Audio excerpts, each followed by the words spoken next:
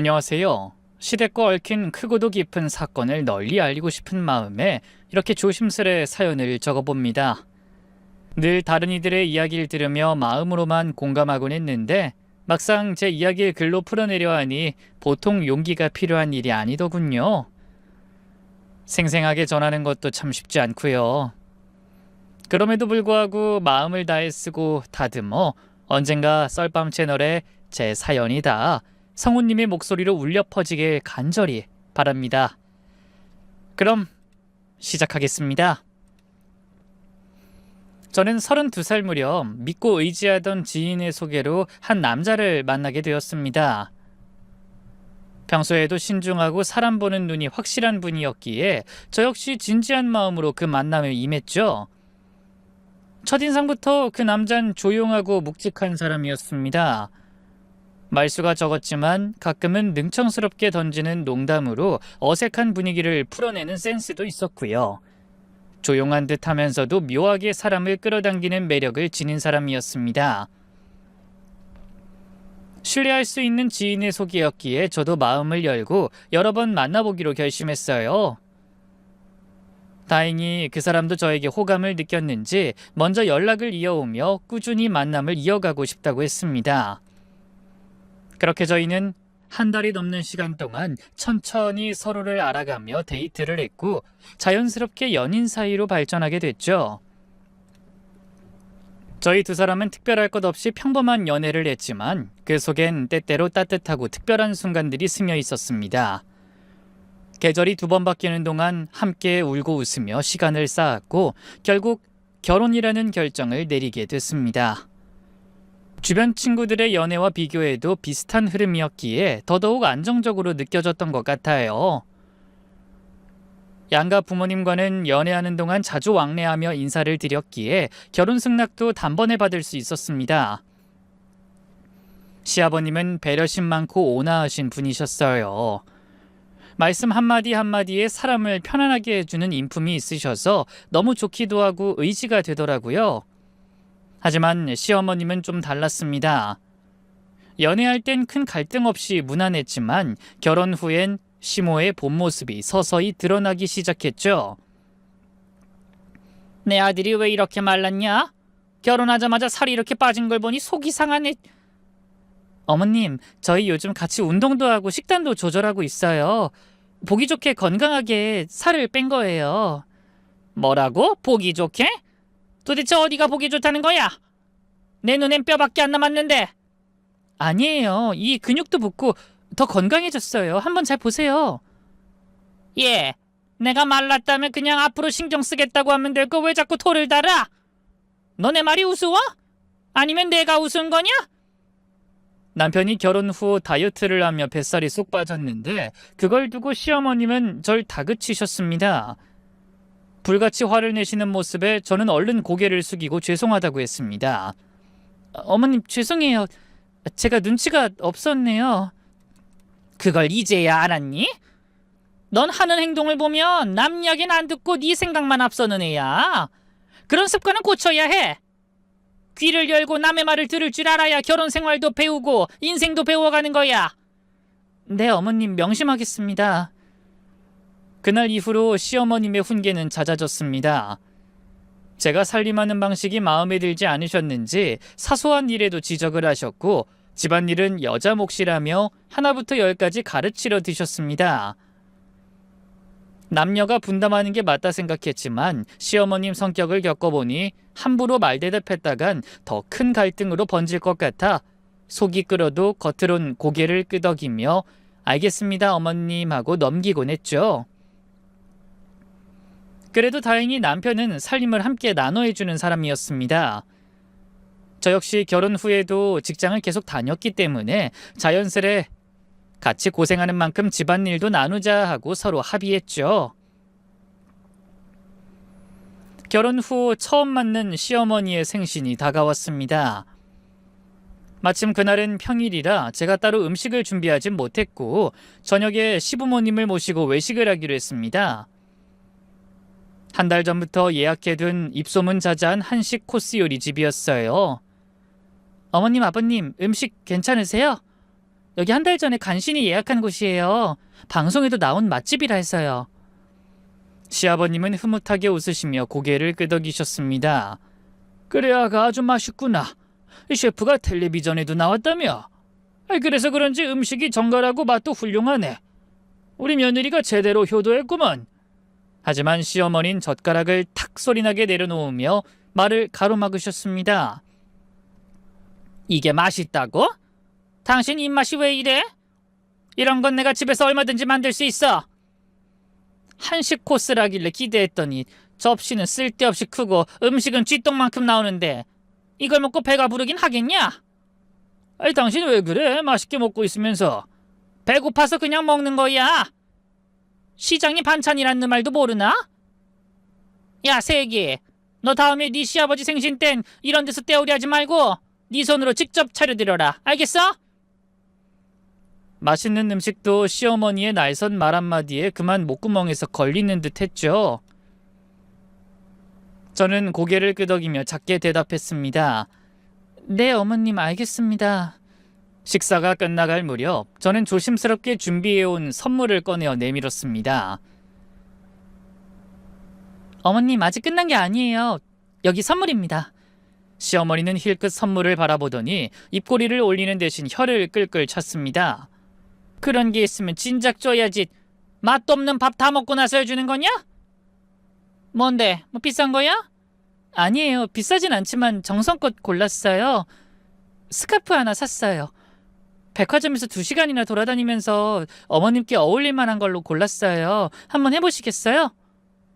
시어머니는 포장을 풀더니 스카프를 꺼내보며 코웃음을 치셨습니다. 에게, 겨우 스카프? 색깔 봐라. 칙칙하니 딱 할망구들이 하고 다니는 색깔이네. 그 모습을 보고 옆에서 시아버님이 웃으며 덧붙이셨습니다. 예쁘기만 하구만. 당신한테 아주 잘 어울려. 뭐? 그럼 당신 눈엔 내가 할망구처럼 보인다는 거야? 아니, 며느리가 나이에 맞게 잘 골랐다는 거야. 당신 왜 그리 예민하게 받아들여? 당신 지금 난 무시하는 거지? 그러니까 며느리도 날 이렇게 얕잡아 보는 거 아니야? 말 좀 가려서 해. 오늘 생일이니까 내가 지는 걸로 하자. 그래, 당신 아직도 팔팔한 마흔 같다. 됐지? 엎드려 절받는 기분이거든? 됐고, 다 먹었으면 일어나. 결국 시어머니는 식사도 선물도 마음에 들지 않는다는 말만 남긴 채 먼저 자리를 털고 일어나 집으로 돌아가셨습니다. 저는 남겨진 빈 접시를 바라보다가 씁쓸하게 자리에서 몸을 일으켰습니다. 제가 시어머니의 눈에 들지 못하는 행동이 많았던 걸까요? 시간이 지날수록 그분의 불만은 마치 찬장 속 묵은 장처럼 차곡차곡 쌓여갔습니다. 처음엔 한 달에 한 번 정도 신혼집에 오시더니 어느 순간부턴 일주일에 한 번씩 꼭 들르셔서 하나하나 살림을 들춰보며 불편한 기색을 감추지 않으셨죠. 아유, 냄새. 이건 뭐 현관에 쓰레기를 아예 모셔두고 사는구나. 이 냄새 나는 걸 대체 언제 치울 셈이니? 제때제때 버려야지. 이렇게 쌓아두면 되겠냐? 그 말에 남편이 눈치 없이 툭 내뱉었습니다. 엄마, 그건 내가 버리는 거야. 까먹고 못 버렸네. 그 말이 떨어지자마자 시어머니의 얼굴이 확 굳었습니다. 뭐라고? 네가? 쓰레기 담당이라고? 내가 널 어찌 키웠는데 이제 와서 네 손으로 쓰레기를 치우고 다닌다 이거냐? 아니, 엄마, 요즘은 다 이렇게 해. 집사람이 밥하고 청소하고 난 설거지랑 쓰레기 치우고 그렇게 역할 나눠서 하는 거야. 참 웃기는 소리 하네. 결혼 전엔 손에 물 한 방울 안 묻히고 컸던 놈이 이젠 설거지에 쓰레기까지? 아이고, 내 속 터져. 야, 세기, 넌 대체 무슨 배짱으로 내 아들한테 이런 걸 시키는 거야? 네가 다 해야지. 저는 입이 떨어지지 않았습니다. 억울한 마음이 치밀어 올랐지만 쉽게 말이 나오지 않았죠. 그저 고개를 숙인 채 아무 말도 하지 않고 있었습니다. 그랬더니 시어머니가 제 옆으로 바짝 다가와 목소리를 낮추며 쏘아붙이듯 말했습니다. 너 내 말 안 들려? 내가 네 귓구멍에 대고 소리쳐야 알아듣겠니?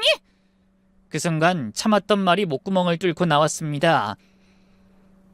어머님, 요즘은 가사 일도 함께 나누는 시대예요. 저도 출근하고 저도 피곤해요. 같이 사는 사람이니 같이 해야죠. 시어머니의 눈이 부릅 떠졌고 입에선 날선 말이 터져나왔습니다. 뭐라고? 세상이 바뀌었다고? 그게 너희 둘만의 세상에서나 그렇지? 시어미 말이면 그냥 고개 숙이고 네 하고 들으면 되는 거야. 그리고 우리 아들이 너보다 훨씬 잘 보이잖아. 그럼 당연히 네가 살림을 도맡아야지, 안 그래? 사실 남편은 시아버지 회사에서 일하고 있었고 월급도 저보다 많았습니다. 하지만 그게 어찌 가사 분담과 연결되는 논리인지 이해할 수 없었죠. 제가 참지 못하고 조심스럽게 말했습니다. 어머님, 너무 심하게 말씀하시네요. 가사 분담 하나 가지고 예물 예단 얘기까지 꺼내시고 부모님까지 언급하시는 건 그건 좀 아닌 것 같아요. 저희 부부끼리 잘 맞춰가며 살고 있어요. 그 말에 시어머니는 얼굴이 붉게 달아오르며 분노를 터뜨리셨습니다. 그건 네 생각이고 내가 보기엔 내 아들 들들 볶고 부려먹는 것처럼 보여. 그러니 앞으로 내 눈에 거슬리는 짓 하지 마. 쓰레기도 네가 버리고 집안일도 네가 다 해. 알았어? 우리가 손해보는 결혼했으니까 네가 희생하라고. 그 순간 마음 깊은 곳에서 쓴물이 올라왔습니다. 차마 눈물은 보이고 싶지 않았지만 억눌린 숨이 목을 막고 있었습니다. 그런데 정작 그 자리에 있던 남편은 아무 말도 하지 않았습니다. 그저 고개를 숙인 채 아무것도 듣지 못한 사람처럼 가만히 앉아있기만 했습니다. 서운한 마음이 너무 커져서 결국 남편에게 조심스레 말을 꺼냈습니다. 내 편이 되어주길 바랬지만 돌아온 대답은 차디쳤습니다. 엄마가 꼭 틀린 말을 한 건 아니잖아. 당신네 집 사정 때문에 혼수도 거의 싼 걸로 했고 예단도 없었잖아. 뭐라고? 그럼 당신도 나랑 결혼한 걸 손해봤다고 생각하는 거야? 내가 더 희생해야 하는 결혼이었단 뜻이야? 남편은 한숨을 내쉬며 고개를 돌렸습니다. 그게 아니라 그냥 엄마 말이 사실이라는 거야. 와, 대단하다. 당신 어머님 말씀 참 잘 새기고 사는구나. 아예 등짝에 새겨놓지 그래? 말꼬리 잡지 마. 난 그냥 있는 그대로 말한 거야. 그 순간 마음이 철썩 내려앉는 느낌이 들었습니다. 이 사람도 어머님도 결국 한편이었구나. 그날 이후로 저는 남편에게 냉랭하게 굴었습니다. 식사도 말없이 눈길도 피하며. 근데 놀랍게도 남편은 똑같이 아무 말도 하지 않았습니다. 제 눈을 피했고 말 한마디 붙이지 않았죠. 결혼 전 늘 다정하고 살뜰하던 그 사람은 온데간데 없었습니다. 내가 착각했던 걸까? 사랑이라고 믿었던 감정은 어쩌면 내 목만큼만 존재했던 건지도 모르겠습니다. 일주일 가까이 서로 입을 닫고 지내다가 결국 제가 먼저 말을 꺼냈습니다. 이제 좀 그만하자. 언제까지 이럴 건데? 언제까지 나 없는 사람처럼 지낼 거냐고. 남편은 팔짱을 낀 채 비웃듯 말했습니다. 이제 와서 아쉬운가 보네. 왜? 뭐 나한테 이혼이라도 당할까봐 겁나? 뭐라고? 이혼? 지금 그걸 말이라고 해? 엄마가 그러시더라. 말없이 버티고 있으면 당신이 먼저 말 걸 거라고. 역시 엄마 말이 틀린 법이 없어. 당신 나 같은 남자 놓치기 싫으면 똑바로 잘해.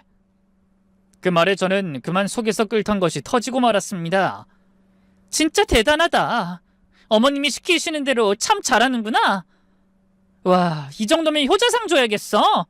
남편이 아니라 어머님 아바타 같다고 당신. 그렇게 말할 거면 그냥 말을 하지 마. 그렇게 또 말은 막혔습니다. 이런 갈등은 그 뒤로도 자주 반복됐습니다. 부부 사이의 싸움이야 있을 수 있다고 생각했지만 늘 먼저 손 내미는 건 저였습니다. 단 한 번도 남편이 먼저 사과한 적은 없었죠. 연애할 땐 전혀 몰랐던 모습이었습니다. 가면을 벗은 진짜 얼굴을 마주한 듯한 배신감에 마음 한구석이 서늘해졌습니다. 결혼한 지 고작 1년. 하지만 어느 순간부터 저희 부부는 신혼이라는 단어와는 어울리지 않는 사이가 되어 있었습니다. 스킨십은커녕 퇴근 후 나누는 다정한 대화 한마디조차도 점점 사라졌고 남편은 집안일엔 손도 대지 않았습니다. 퇴근 시간은 점점 늦어졌고 표정엔 늘 짜증이 어른거렸죠. 그날도 남편이 늦게 들어온 밤이었습니다. 현관문이 열리고 구겨진 셔츠에 피곤한 얼굴을 한 채 들어오는 그 사람에게 조심스레 말을 붙였죠. 여보, 요즘 많이 늦네? 회사 일이 갑자기 바빠진 거야? 남편은 신발을 벗으며 퉁명스럽게 내뱉었습니다. 회사 일까지 당신이 왜 궁금해해? 당신이 내가 뭘 하는지도 모르잖아. 그냥 요즘 당신 얼굴 보기가 힘들어서. 너무 늦게 들어오니까 걱정돼서 묻는 거야. 걱정? 그게 걱정이야? 당신 말투는 딱 따지듯이 들려. 왜 늦냐, 뭘 했냐, 추궁하는 것처럼. 그런 의도 아니야. 나 아버님이랑 카톡 자주 하잖아. 며칠 전에도 그러시더라. 요즘 회사 바쁜 것도 아닌데 왜 늦게 다니냐고. 그 말에 남편은 얼굴을 찌푸리며 비웃듯 말했습니다. 그래? 아버지가 또 그랬어? 결국 나 회사에서 실력도 없으면서 시간만 끄는 놈이라는 식으로 험담한 거야? 당신도 내가 무능한데 아버지 밑에서 억지로 붙어있는 것 같아? 무슨 소리야. 난 그냥 퇴근이 늦어져서 피곤하진 않을까 걱정돼서 한 말이라고. 됐어. 내 귀엔 그렇게 안 들려. 실력도 없는 놈이 시간만 죽인다 그 소리잖아. 아니 대체 왜 그렇게 삐딱하게 받아들여? 나 지금 당신 흠집 내려는 거 아니야. 말 그대로 그냥 이유를 알고 싶었던 거야. 아 시끄러. 당신이 뭔데 내 퇴근 시간까지 간섭이야? 여보, 그런 뜻이 아닌 거 알잖아. 우리 언제부터 이렇게 된 거야? 예전엔 이런 식으로 말 안 했잖아. 나한테 왜 이렇게 까칠하고 공격적으로 변한 이유가 뭐야? 제가 거의 울먹이듯 말했지만 남편은 그저 한숨만 길게 내쉬고 말았습니다. 그리고는 고개를 휙 돌려 가방도 내려놓지 않고 방 안으로 들어가 버렸죠. 그 문 닫히는 소리가 마치 마음의 문이 닫히는 소리처럼 들렸습니다. 고작 1년. 이토록 짧은 시간이 저희 사이를 이리도 멀어지게 만들 줄은 몰랐습니다. 앞으로의 세월을 떠올리니 아득하고 막막했습니다. 이대로라면 앞으로 어떻게 살아야 하나 싶었죠. 남편은 여전히 차가웠습니다. 말끝마다 가시가 서 있었고 눈빛조차 얼음 같았죠. 무뚝뚝하다 못해 날카로운 말들이 쌓이고 쌓여 이제는 마음이 닫힐 틈도 없이 굳어져 버릴 지경이었습니다. 그런 와중에도 시어머님은 틈만 나면 전화를 걸어 소리를 지르셨고 때로는 갑작스레 집에 찾아와선 집안 구석구석을 훑으며 잔소리를 퍼부으셨죠. 그 말들은 꼭 바늘 같아서 아무리 묻어지려 해도 마음 한구석을 콕콕 찔러댔습니다. 하지만 그런 집안에서 단 한 사람, 시아버지만은 달랐습니다. 그날도 시아버지가 조용히 전화를 걸어 근처 카페에서 보자고 하셨습니다. 저는 두터운 외투를 입고 나가 따뜻한 라떼를 마시며 겨우 마음을 추스리고 있었죠. 시아버지는 제 얼굴을 바라보시며 조용히 한숨을 내쉬셨습니다. 우리 며느리 많이 힘들지? 결혼 생활이 말처럼 쉽지는 않지? 저는 애써 웃으며 고개를 저었습니다. 아니에요, 아버님. 괜찮아요. 그러자 시아버진 제 손등을 가볍게 토닥이며 말씀하셨습니다. 아이, 괜찮긴. 네 얼굴에 다 쓰여 있어. 속으로 얼마나 참고 있는지 내가 모를 것 같아? 내 아들놈이 변해도 너무 변했지. 요즘 회사에서도 직원들한테 윽박 지르고 혼자 날카롭게 구는 게 다 티가 나더라. 그 정도예요? 그이가 변해도 많이 변했어요. 그래서 너한테 미안하다. 애비가 좀 더 잘 가르쳤어야 했는데 괜히 너한테 상처나 주고 말이야. 저는 손에 힘을 살짝 주며 고개를 끄덕였습니다. 그래도 괜찮아요, 아버님. 다른 부부들도 싸우고 다투면서 살아간다 하잖아요. 저희도 그런 과정 중 하나겠죠. 그래도 마음은 아프겠지. 그렇게 말하는 네 마음이 더 안쓰럽다. 세아가 조금만 더 기다려보자. 시간이 약이라는 말이 있잖니. 아들놈도 언젠간 네 소중함을 깨닫게 될 거다. 너처럼 속 깊은 사람을 곁에 둔 걸 알게 될 날이 올 거야. 그랬으면 좋겠어요. 정말요. 아버님 말대로만 되면 더 바랄 것도 없을 것 같아요. 그래, 힘내자. 그리고 오늘은 나랑 어디 좀 가자. 기분 전환하자. 좋은 옷도 좀 보고 맛있는 것도 먹고. 이렇게 답답하게 있지 말고 나랑 데이트 좀 해줘. 그 말에 저는 그만 웃음을 터뜨리고 말았습니다. 진짜 아버님 아니었으면 저 숨 막혀서 못 살았을 거예요. 그 말 들으니까 내가 다 고맙구나. 나라도 네 기분을 풀어줄 수 있어서 다행이야. 그날 시아버지는 직접 운전해 작은 쇼핑몰에 들러 코트 하나를 골라 입혀주시기까지 했습니다. 그 시간은 정말 꿈 같았습니다. 남편과 함께 있을 땐 느끼지 못했던 따뜻함, 다정함, 그리고 사람 대 사람으로서의 존중이 있었죠. 저는 그 순간만큼은 한없이 가벼워졌습니다.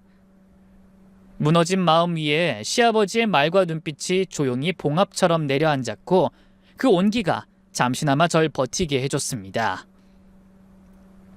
그러던 어느 날 청천벽력 같은 소식이 들려왔습니다. 친정아빠가 택배 상하차 알바 중에 쓰러지신 겁니다. 혈관에 미세한 이상이 있었던 걸 모르고 무리하게 일하시다 결국 대동맥 벽이 찢어지는 대동맥 박리가 발생한 거였어요. 응급실로 실려간 아빠는 수술대에 올랐고 긴 밤을 버티고 나서야 간신히 의식을 되찾으셨습니다. 아빠, 내가 뭘 했어? 택배 상하차 같은 거 하지 말랬잖아. 그 연세에 그렇게 무거운 거 나르는 일 하면 안 된다고 그렇게 말했잖아. 아이고, 우리 딸이 애비 걱정 많이 했네. 미안하다. 아빠는 괜찮으니까 울지 마라. 괜찮긴 뭐가 괜찮아. 대동맥이 찢어졌다고. 조금만 늦었으면. 아빠, 나 진짜 미칠 뻔했어. 그래 미안하다. 아빠 좀만 쉬게 해줘. 그만 화내라. 앞으로 일 절대 하지 마. 다시는 이런 일 생기면 안 돼. 아빠 생활비 내가 드릴게. 무조건 집에서 쉬기만 해요. 알았어? 알았다, 딸. 다시는 힘든 일 안 할게. 아빠 약속할게. 의사 선생님 말씀으론 조금만 병원 도착이 늦었어도 아빠가 돌아가실 수 있었다고 하셨습니다. 저는 회사를 다녀오면 병원에서 밤을 새우며 간병에 전념했어요. 그 와중에도 시아버지는 종종 찾아와 주셔서 아빠 손을 꼭 잡고 이야기를 나눠주시며 웃음을 주셨고 남편은 제가 몇 번이나 독촉하고 나서야 겨우 두어 번 얼굴을 비췄습니다. 그리고 어느 날 시어머니가 병실에 한번 찾아오셨습니다. 아빠를 대충 살펴보더니 절 밖으로 불렀고 목소리를 높이셨습니다. 내 남편이 너희 아버지 수술비에 병원비까지 전부 냈다고 하던데 너 그거 알고 있었니? 네, 어머님. 갑작스러운 수술이라 목돈이 필요했는데 아버님께서 먼저 도와주시겠다고 하셔서 보험금 나오면 꼭 갚을 거예요. 말은 참 쉽게 하네.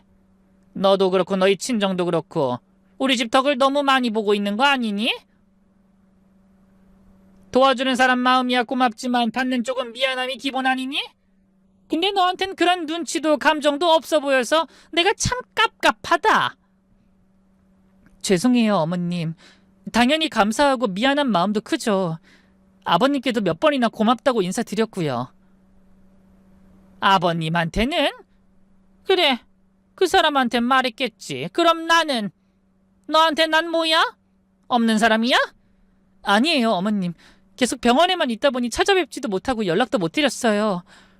정말 죄송하고 감사합니다, 어머님. 됐어. 엎드려 절 받는 것도 아니고. 근데 진짜 너 시집 잘 온 줄 알아야 돼.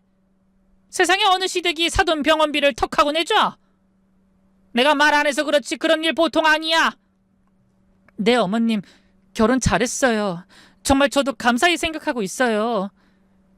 시어머니는 병실에 계신 아빠를 힐끔 보곤 의례적인 안부와 한마디조차 없이 제게 쏟아내듯 쏘아붙였습니다. 저는 마치 무슨 큰 죄를 지은 사람처럼 연신 고개를 숙이며 죄송합니다, 감사합니다라고 반복하며 연신 고개를 숙였죠. 게다가 보험금이 지급되지 않는다는 걸 뒤늦게 알았어요. 여러 질병을 책임진다고 하는데 기준에서 벗어난다며 지급을 거절당했답니다. 그래서 시아버지께 병원비를 당장 갚지 못했답니다. 그 병원비 지원 이후 저는 완전히 약점을 잡힌 셈이었습니다. 시어머니는 그 일을 두고두고 들먹였고 남편은 마치 대가를 받은 사람처럼 저를 더 노골적으로 무시하기 시작했어요. 아빠가 퇴원하고 집으로 돌아가셨을 땐 이미 남편의 태도는 돌이킬 수 없이 굳어져 있었습니다. 집안일은 일절 손대지 않았고 퇴근 시간도 점점 늦어졌으며 집에서는 휴대폰만 붙들고 있거나 대답도 없이 방으로 들어가 버리곤 했죠. 제가 참다 못해 불만을 이야기하면 그 말은 꼭 시어머니 귀에 들어갔습니다. 그리고 전 불려나가 마치 사사로운 불평 한마디조차 허락되지 않는 죄인처럼 꾸중을 듣고 돌아와야 했습니다. 그렇게 1년이 흘렀습니다. 시간이 흐를수록 나아지긴커녕 갈등은 더 깊어졌고 마음은 점점 텅 비어갔습니다. 남편은 아예 저를 거들떠보지도 않았고 전 말 그대로 가정부 취급을 당했습니다. 그러던 어느 아침 또 하나의 상처가 제게 덧붙여졌습니다. 출근 준비를 하던 남편이 거칠게 말했습니다. 뭐야, 흰 셔츠 안 빨았어? 다른 셔츠 있으니까 그거 입으면 되지 않아? 어제 늦게까지 일했잖아. 미처 못했어. 오늘 접대 있는 날이라서 흰색 입어야 한다고 며칠 전부터 말했잖아. 언제? 나 그런 말 못 들었는데. 남편은 헛웃음을 지으며 고개를 절레절레 흔들었습니다. 그리고는 싸늘한 눈빛으로 절 위아래로 훑더니 말했죠. 진짜 넌 제대로 해내는 게 하나도 없다. 됐어. 나가면서 하나 사입고 말지. 당신 셔츠 하나 빠뜨린 걸로 그렇게 화를 내는 거야? 나도 어제 야근했어. 나 혼자만 편한 거 아니잖아. 그 말에 남편은 비수를 던지듯 날카롭게 내뱉었습니다. 핑계 작작 대라 좀. 나가서 얼마나 번다고 그렇게 생색을 내는 거야? 그래서 지금 집안일 대충 해도 된다는 거야? 그 말에 숨이 턱 막혔습니다. 제 마음이 심장 밑바닥까지 내려앉는 기분이었어요. 말문이 막혔지만 아침이고 출근해야 할 시간이었기에 아무 말도 하지 않고 조용히 밥상을 차려줬습니다. 하지만 남편은 식탁 앞을 휙 지나쳐 현관으로 향했습니다. 여보, 밥 안 먹고 그냥 가? 신발을 신던 남편이 고개를 획 돌리며 말했습니다. 당신 같은 밥이 넘어가겠어? 제대로 하는 게 하나도 없는 마누라 얼굴 보면서 밥이 넘어가겠냐고? 지긋지긋하다. 혼자 두 그릇 먹어. 여보! 그이는 문을 쾅 닫고 나가버렸고 그 순간 식탁 위에 차려진 반찬들이 갑자기 낯설고 멀게 느껴졌습니다. 남편은 제 성의를 무시했고 제 존재조차도 무시했습니다. 그리고 한 침대에서 사랑을 나눈 진 벌써 몇 달이 넘었답니다. 여러 가지로 부부의 문제가 많아서 걱정이 많았네요. 그렇게 남편의 싸늘함은 끝도 없이 이어졌습니다. 집이라는 공간은 더 이상 안식처가 아니었고 전 매일 가시방석 위에 앉아있는 느낌으로 살아갔습니다. 하지만 전 그래도 어떻게든 이 관계를 되돌려보고 싶었습니다. 한밤중 용기 내어 처음으로 애교 섞인 목소리로 다가가 봤습니다. 평소엔 하지도 않던 말투였습니다. 여보, 오늘도 소파에서 잘 거야? 그러지 말고 오랜만에 우리 침대에서 같이 자자. 나도 요즘 잠이 안 와. 그러자 남편은 소파에서 일어나며 인상을 팍 찌푸렸습니다. 야, 붙지 좀 마. 더워 죽겠는데 왜 살을 대? 그리고 너 냄새 나는 거 알아? 씻지도 않고 왜 들러붙어? 같이 사는 사람끼린 최소한의 매너가 있어야 되는 거 아니야? 그 말에 저는 충격을 받았고 참았던 눈물이 주르륵 흘러내렸습니다. 당신 대체 언제까지 이럴 건데? 우리 부부 맞아? 남편은 비웃듯 코웃음을 치며 말했습니다. 에휴, 또 울기 시작하네. 울면 뭐 좀 달라지냐? 울면 뭐 예뻐 보이기라도 하냐? 못난 얼굴에 눈물까지 흘리니까 아주 더 가관이네. 당신 말 그렇게 할 거야? 예전엔 내가 세상에서 제일 예쁘다며. 하루라도 안 보면 미칠 것 같다고 했던 사람이 그게 당신이었잖아. 그땐 내가 눈이 멀었던 거지.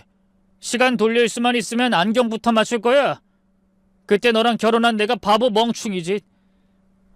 너무한다 정말. 꼴값은 질질 짜고 몸에선 쉰내나고 가지가지 한다. 야, 제발 좀 씻고 와라. 그리고 내 옆에 붙지 마. 토할 것 같으니까. 그 순간 남편의 말은 날카롭게 가슴을 찔러왔고 전 그저 조용히 뒤돌아 침실로 들어가 눈물로 베개를 적셨습니다. 다음 날 혼자 있는 시아버지가 문득 떠올랐고 저도 모르게 그 집을 찾아갔습니다. 평소엔 참아왔던 말들을 그날은 정말 참을 수가 없어서 제 속에 쌓인 상처를 아버님께 털어놓기 시작했어요. 아버님, 그이가 요즘 너무해요. 절 남보다 못한 사람으로 대해요. 여자로도 안 보이는 것 같고 그냥 싫은가 봐요. 시아버지는 제 말을 조용히 들으시다가 고개를 끄덕이며 말하셨어요. 못돼 먹은 놈 같으니 그 정도로 너에게 상처 주는 줄은 몰랐구나. 그놈 요즘에 회사에서 보니까 부하 직원들에게도 까칠하게 굴더라. 많이 변한 것 같아. 내가 날 잡아서 한번 정신 차리게 한마디 해줄게 꼭. 네, 정말 그래 주시면 좋겠어요. 아버님 말고는 의지할 사람이 없어요. 우리 며느리 이렇게 속상한 얼굴하고 있으니까 내 마음도 아프다. 날 봐서라도 조금만 더 참아보자. 그렇게 시아버지께 위로를 받으며 차 한잔 마시고 있을 무렵 문이 쾅 열리더니 시어머니가 집으로 들어섰습니다. 저와 시아버지가 앉아있는 모습을 보자마자 표정이 굳어졌고 제 눈가에 눈물을 보더니 날카롭게 소리를 질렀습니다. 아주 잘들 논다. 시아버지가 네 친구냐? 어디서 감히 질질 짜고 있어 이 계집애가. 죄송해요 어머님. 그냥 답답해서요. 너 또 내 아들 욕했지? 너희 친정에서 배운 게 남편 씹어대는 거냐? 그게 아니라 너무 서운해서 아버님께 살짝 하소연을. 그게 그거지? 개념이 있으면 네 시아버지 앞에서 그런 말을 해? 여기가 네 친정이냐? 그때 시아버지가 조용히 입을 열었습니다. 여보 그만 좀 해. 며느리가 얼마나 힘들었으면 나한테 와서 울겠어. 이럴 땐 위로를 해야지 왜 또 상처를 줘? 당신도 좀 며느리 예쁘게 봐줘. 하지만 시어머니는 눈을 치켜뜨며 받아쳤습니다. 예쁜 짓을 해야 예쁘게 보이지. 난 단 한 번도 저 계집애가 마음에 든 적이 없다니까. 내가 갈 때마다 집안은 돼지우리처럼 더럽고 살림 하나 제대로 하는 꼴을 본 적이 없어. 야, 이럴 시간에 네 집에 가서 살림이나 제대로 해. 사실 시댁보다 저희 집이 훨씬 더 깨끗했습니다. 하지만 그 순간 전 또다시 네 알겠습니다. 죄송해요 어머님 하고 고개를 숙이고 말았습니다. 그날도 시아버지의 따뜻한 위로에 겨우 마음을 붙였지만 결국 시어머니가 들어와 또다시 제 자존심에 찬물을 끼얹어 기분이 좋지 않게 돌아갔습니다. 집으로 돌아가는 땅거미진 길에 제 그림자가 참 길고 외로워 보였습니다. 남편이 절 대하는 태도는 날이 갈수록 더 냉랭해졌고 전 조용히 마음속에서 의심이라는 단어를 되뇌기 시작했습니다. 정확히 언제부턴가 남편에게 낯선 향기가 배어 있었습니다. 제가 익히 알고 있는 남편의 향수 냄새가 아니라 상큼하고 은근한 분명 여자에게서 날 법한 그런 향기. 하루는 못 참고 조심스럽게 말을 꺼냈습니다. 여보, 혹시 요즘 거래처에 여직원 있어? 남편은 핸드폰을 내려놓더니 얼굴을 찌푸리며 반응했습니다. 여자면 어때서? 남자면 또 어쩔 건데? 그걸 왜 묻는 건데? 설마 의심이라도 하냐? 아니 그냥 당신한테 여자 향기 나서 그래. 요즘엔 집에 와서 샤워도 안 하고 꼭 어디선가 씻고 오는 것 같잖아. 그 말에 남편은 갑자기 목소리를 높이며 쏘아붙였습니다. 사우나 갔다가 오는 건데 그걸 또 꼬투리 잡냐? 진짜 넌 도대체 어디가 끝이냐? 하나부터 열까지 따지고 들고 하는 말마다 지긋지긋하게 정 떨어지게 만들어. 겨우 향수 냄새 하나 말한 거야. 그걸로 이렇게까지 화낼 일이야? 당신 나랑 사는 게 그렇게 싫은 거야? 남편은 짜증을 감추지 않고 고개를 저으며 말했습니다. 또 시작이네. 그만해. 말 섞는 것도 싫다. 오늘은 네가 소파에서 자. 난 방에서 잘 테니까. 낯선 향기, 사우나라는 애매한 변명, 그리고 점점 예민해지는 말투와 시선 회피.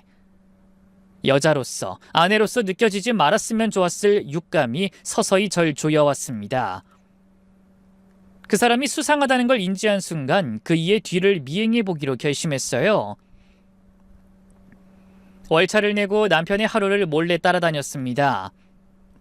회사에선 정말 착실하게 근무하는 듯 했죠. 점심시간에도 안 나가고 퇴근 전까진 움직임도 없었습니다. 그런데 이상하게도 평소 10시에서 11시 사이에 들어오던 남편이 그날은 5시에 퇴근을 했습니다.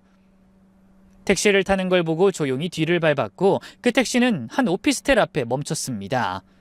거기서 믿기 힘든 광경이 펼쳐졌습니다. 남편이 웬 여자와 팔짱을 낀 채 익숙한 듯 오피스텔 안으로 들어갔던 거죠. 저는 둘이 들어간 호수를 정확히 확인하고 분노를 다스릴 새도 없이 복도에서 청소를 하던 아주머니에게 다가가 밀대를 빌려달라고 했습니다. 음료수를 엎질러서 직접 닦겠다고 하니 흔쾌히 빌려주시더군요. 밀대를 든 손은 이미 떨리고 있었습니다. 초인종을 누르려는 그 순간 진동이 울렸고 핸드폰 화면엔 시어머니라는 이름이 떠 있었습니다. 네, 어머님. 야, 너 오늘이 무슨 날인지 까먹었냐? 네? 오늘 무슨 날인가요? 이것 봐라. 진짜 개념이 하나도 없네. 오늘 내 생일이잖아, 이 멍청아. 어머님 죄송해요. 오늘 생신이신 거 깜빡했어요. 잘도 있는다. 지금 회사냐? 아니요, 오늘 월차 내고 잠깐 밖에 나왔어요. 그럼 쳐놀지 말고 당장 우리 집 와서 생일상이나 차려. 네, 알겠습니다. 금방 볼일 끝내고 갈게요. 전화를 끊고 심호흡을 한번 하곤 초인종을 눌렀습니다. 안에서 남편의 목소리가 들렸습니다. 누구야? 청소 중인데요. 문틈으로 뭐가 들어가서요. 잠깐만 문 좀 열어주시겠어요? 참 귀찮게 하네. 알았어요. 잠깐 기다리세요. 문이 열리자마자 저는 밀대를 든 손을 놔버리지 않았습니다. 그대로 남편의 복부를 발로 걷어차고 안으로 밀고 들어갔습니다. 실내는 상상 이상이었습니다. 커튼 색깔도 은은했고 벽에는 두 사람이 찍은 사진이 액자에 걸려 있었으며 부엌에서는 음식 냄새가 퍼지고 있었습니다. 완전 살림을 차렸더라고요. 상간녀는 속옷만 입고 있었고 처음 보는 젊은 여자였습니다. 대충 봐도 나보다 한참은 어렸고 아직 씻지 않은 걸 보니 막 시작하려던 참이었던 모양입니다. 저는 더는 참을 수 없었고 밀대의 걸레 부분으로 남편의 얼굴을 강하게 문질렀습니다. 나쁜 자식! 날 그렇게 무시하더니 결국 이 짓거리 하고 있었냐? 젊은 여자랑 이딴 식으로 살림을 차려놓고 나한테 쉰내 난다더니 너 내 얼굴 볼 적도 없어! 아이씨, 미쳤어? 더럽게 밀대로 뭐 하는 거야? 뭐긴 뭐야, 더러운 걸 닦고 있잖아. 오늘 너희들 내 손에 진짜 죽을 줄 알아. 저는 밀대를 상간녀의 얼굴에도 문질렀고 두 사람을 구석으로 몰았습니다. 상간녀는 속옷바람으로 오물이 묻은 얼굴을 감싸며 비명을 질렀고 남편은 어쩔 줄 몰라 도망칠 궁리만 했습니다. 좋냐? 바람 피우니까 그렇게 좋았어? 이 미친 옆에 내가 지금 뭐 하는 거야? 그래, 나 바람 피웠다. 예쁘고 어린 여자 만나니까 진짜 회춘하는 기분이거든? 그리고 어차피 너랑 이혼할 생각이었어.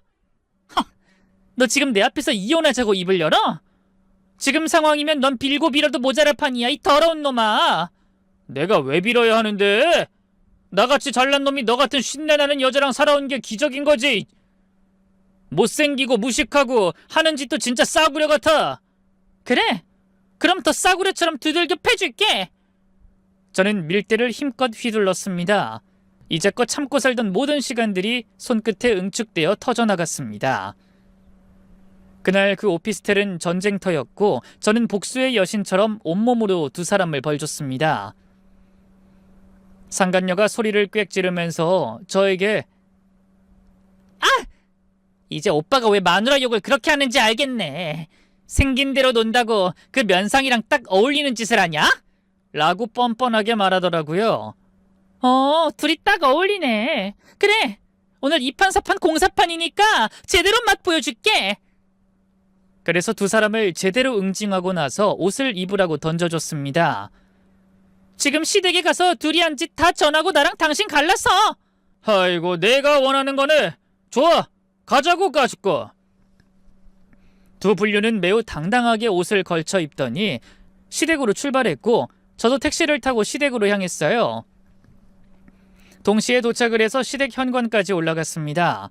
그리고 남편이 현관문을 열자 제가 등 뒤에서 발로 걷어차며 안으로 집어넣었답니다. 상간녀도 제 발차기 맛을 보고 앞으로 자빠지면서 시부모님 앞에 슬라이딩했어요. 시어머니는 이게 무슨 짓이냐며 절 올려다보더군요. 얘 이게 지금 뭐 하는 짓이야? 내 아들한테 발길질을 해? 그리고 이 여잔 누구야? 어머님, 아버님, 이 두 사람 오피스텔에 살림 차렸더라고요. 바람을 피우고 있었단 말입니다. 시어머니는 남편과 상간녀를 보더니 한숨을 쉬곤 절 보며 말했어요. 야, 그렇다고 해서 네가 내 아들 이렇게 팰 자격이 있는 건 아니지? 없이 사는 거 받아줬으면 이런 것도 이해할 줄 알아야 하는 거 아니냐? 아니지. 상황을 보니 너만 여기서 나가주면 되겠네. 내 아들이랑 이혼하고 새 며느리 들이면 되겠어. 딱 봐도 이 아가씨가 훨씬 어리고 예쁘잖아. 어머님, 지금 그걸 말이라고 하세요? 진짜 그렇게 말하고 싶으세요? 너야말로 지금 뭘 하는 짓이니? 내 생일날 이런 짓 버리고 싶냐? 나중에 따로 말해도 될 것을 왜 지금 난리치는 건데? 어머님도 이이랑 똑같으시네요. 무조건 제 잘못이라고 말씀하시는 걸 보니 더는 이 집 식구들이랑 미래가 없겠네요. 오늘 다 끝내도록 하죠. 이놈의 기집애가 가정교육을 어떻게 받은 거야? 감히 시모 생일날 내 아들을 좁혀고 끌고 와? 너 그대로 돌려받을 준비해라. 안 그래도 몸집 부등했는데 제대로 몸 풀어야겠어.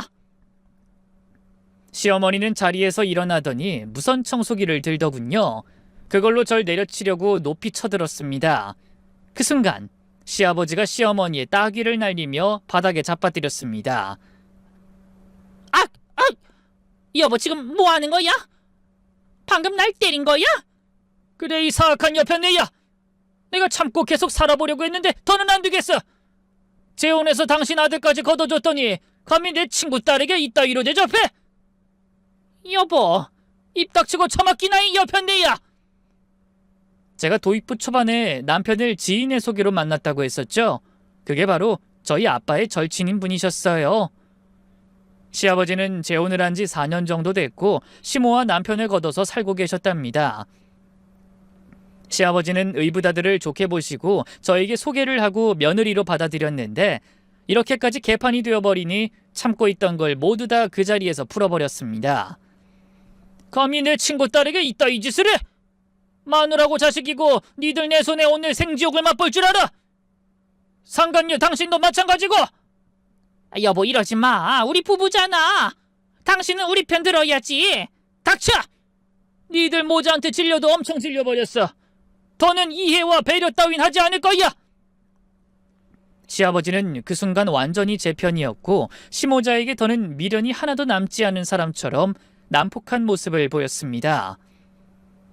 시모뺨을 수없이 날리더니 청소기를 들고 남편을 먼지나게 패줬습니다. 아버지, 저 아버지 아들이에요. 그만하세요. 아들 같은 소리 하네. 한심한 놈에게 내 회사에 취직시켜서 먹고 살게 해주고 귀한 내 친구 딸까지 소개해줘서 결혼까지 시켰더니 감히 바람을 피우고 내 며느리에게 씻을 수 없는 상처를 줘. 이놈은 내 자식이 아니라 왼수야 왼수. 당신도 마찬가지고. 지난 4년의 세월은 오늘로써 모두 끝인 줄 알아. 시모녀를 확실하게 조져주셨고 상간녀도 정신이 번쩍 들도록 혼쭐을 내주셨어요. 상간녀는 바닥을 기어 시댁에서 탈출했고 시모자는 하도 많이 맞아서 움직이지 못하고 바닥에 뻗어 앓는 소리를 내더니 기절했습니다. 시아버지는 눈을 부릅뜨고 두 사람을 향해 성큼성큼 걸어갔죠. 그리고 말 한마디 없이 거침없이 발로 남편의 허리를 걷어찼고 곧이어 시어머니의 팔을 거칠게 잡아 끌며 현관문 쪽으로 몰아세웠습니다. 나가 둘 다! 이제부터 나랑 아무 상관없는 것들이야. 이 집에서 내 인생에서 오늘부로 사라져! 시어머니는 황급히 몸을 일으키며 떨리는 목소리로 애원했습니다. 여보 왜 이러는 거야? 아무리 그래도 우리 부부야. 같이 살면서 이런저런 일이 있었지만 내가 며느리한테 심했던 건 내가 잘못했어. 사과할게 진심으로. 하지만 시아버지의 눈빛은 돌처럼 차가웠습니다. 단순한 사과로 끝날 일이었으면 진짜 끝났겠지. 내가 이사달 나기 전까지 얼마나 참았는지 알아? 네가 며느리한테 갑질하고 무시했던 거 다 알고도 참았어. 언젠간 달라지겠지. 기다렸다고. 근데 이젠 더는 돌이킬 수 없어. 오늘부로 끝이다. 너도 네 아들도 내 집에서 당장 꺼져! 여보, 야 아들! 그냥 이대로 있을 거야? 뭐라도 해봐! 빨리 무릎이라도 꿇고 아버지한테 잘못했다고 해! 남편은 멍하니 서 있다가 그제야 땅바닥에 무릎을 꿇었습니다. 아버지, 제가 정말 잘못했습니다. 저도 왜 그랬는지 모르겠어요. 정신이 잠깐 나갔던 것 같아요.